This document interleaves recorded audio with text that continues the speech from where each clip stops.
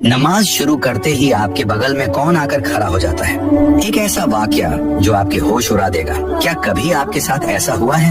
آپ پورے دن اپنے کاموں میں ویست تھے، دماغ ایک دم شانت تھا، لیکن جیسے ہی آپ نے اللہ اکبر کہہ کر نماز کے لیے ہاتھ باندھے، اچانک دماغ میں خیالوں کا طوفان آ گیا۔ وہ بھولی ہوئی باتیں، وہ ضروری کام، وہ پرانی یادیں جو پورے دن یاد نہیں آئیں، وہ ٹھیک اسی وقت کیوں یاد آنے لگتی ہیں؟ یقین مانیے، یہ صرف آپ کا بھٹکتا ہوا من نہیں ہے، اس کے پیچھے ایک خوفناک وجہ ہے۔ اسلام میں اور خاص طور پر حدیث کے اندر اس واقعے کا ذکر بہت صاف لفظوں میں ملتا ہے۔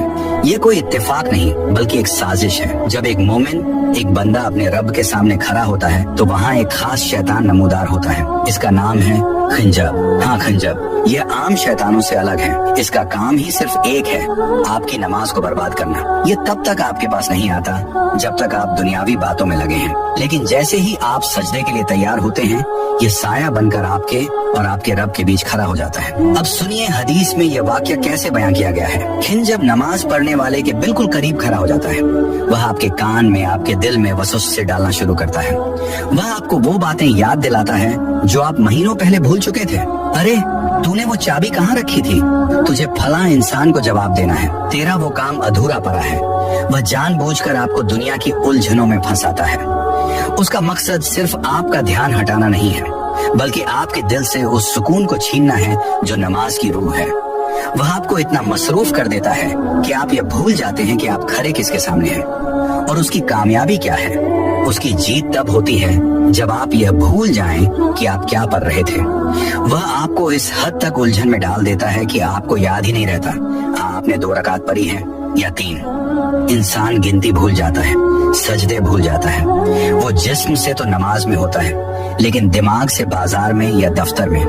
یہ سب اسی خنجب کی چال ہے۔ لیکن ٹھہریے، ہمارے پیارے نبی صلی اللہ علیہ وسلم نے ہمیں اس دشمن سے لڑنے کا ایک بہت آسان اور کارگر ہتھیار دیا ہے۔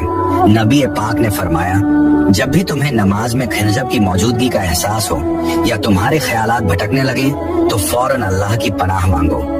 اپنے دل میں کہو، اعوذ باللہ من الشیطان الرجیم، اور پھر اپنی بائیں طرف چہرہ گھما کر 3 بار ہلکی سی پھونک مارو۔ حدیث میں آتا ہے، جیسے ہی تم یہ کرو گے وہ ذلیل ہو کر وہاں سے بھاگ جائے گا۔ تو اگلی بار جب نماز میں خیال بھٹکے تو گھبرائیں نہیں، خنجب کو بھگائیں۔ اگر آپ بھی چاہتے ہیں کہ اللہ آپ کی نماز کی حفاظت کرے تو کمنٹ میں امین ضرور لکھیں، اور دین کے ایسے ہی اور واقعے جاننے کے لیے چینل کو ابھی سبسکرائب کریں۔